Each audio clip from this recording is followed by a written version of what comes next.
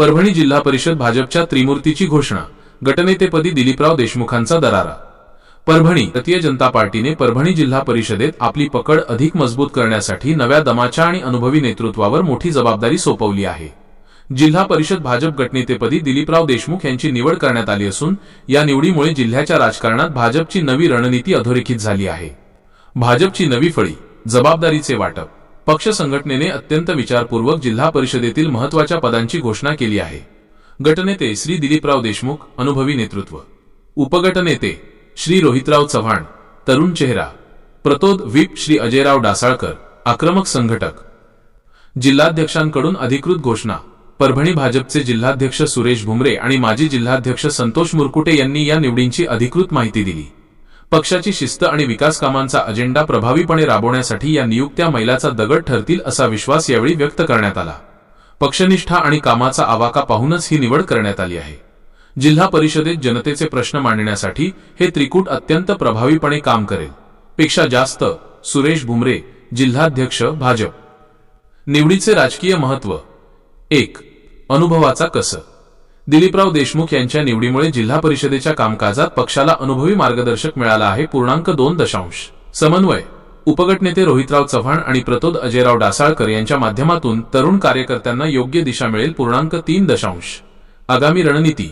आगामी निवडणुकांच्या पार्श्वभूमीवर जिल्हा परिषदेत सत्ताधारी किंवा विरोधक म्हणून भाजप आपली भूमिका अधिक प्रखरपणे मांडणार असल्याचे हे संकेत आहेत। कार्यकर्त्यांमध्ये उत्साहाचे वातावरण।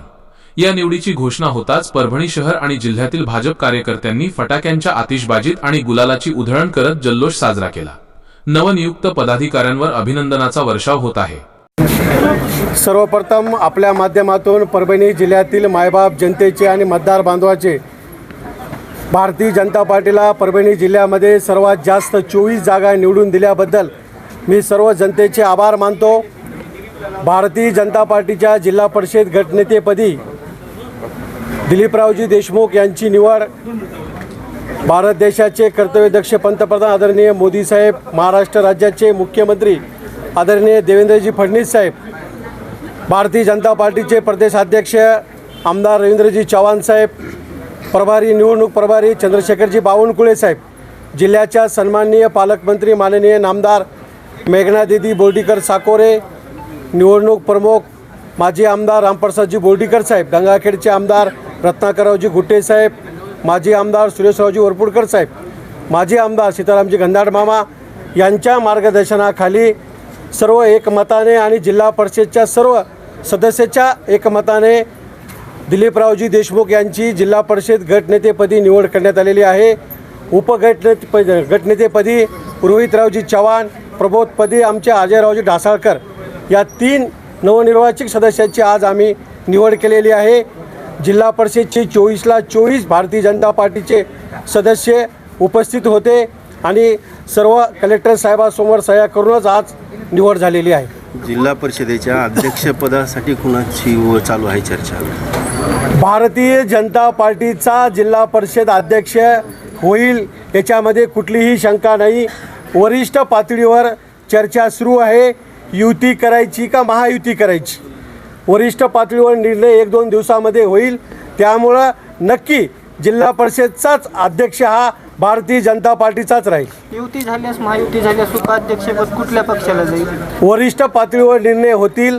सध्या मी काही सांगू शकत नाही। तुम्हाला एवढंच सांगतो की भारतीय जनता पार्टीचा जिल्हा परिषदचा अध्यक्ष होणार म्हणजे होणार। जिल्ह्यातील किती पंचायत समितीवर भाजपा स्वबळावर सत्ता स्थापन करत आहे? जिल्ह्यातील 9 पैकी 5 पंचायत समितीवर भारतीय जनता पार्टीचा झेंडा फडकेल।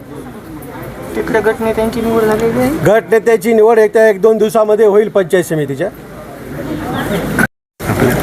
वरिष्ठ पातळीवर निर्णय होईल। मी आपल्याला सांगितलं युती करायची का महायुती करायची।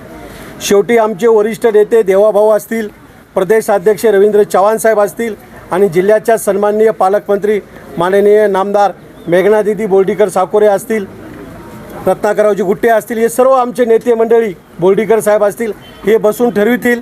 मी आपल्याला एवढंच सांगतो, युती होईल, महायुती होईल, पण अध्यक्ष हा भारतीय जनता पार्टीचा जिल्हा परिषदचा राहील। कधीपर्यंत ही होईल पूर्ण? भारतीय जनता पार्टीमध्ये सर्वांना एकत्र बसवून सर्व मताने नावं निवडले जातात मी सध्याच काही कोणाच्या नावाची घोषणा आणि तुम्हाला सांगत नाही, पण आपल्याला एवढंच सांगतो की भारतीय जनता पार्टीचा जिल्हा परिषदेचा अध्यक्ष कुठल्या होईल. विधानसभेत जाईल मग अध्यक्षपदी?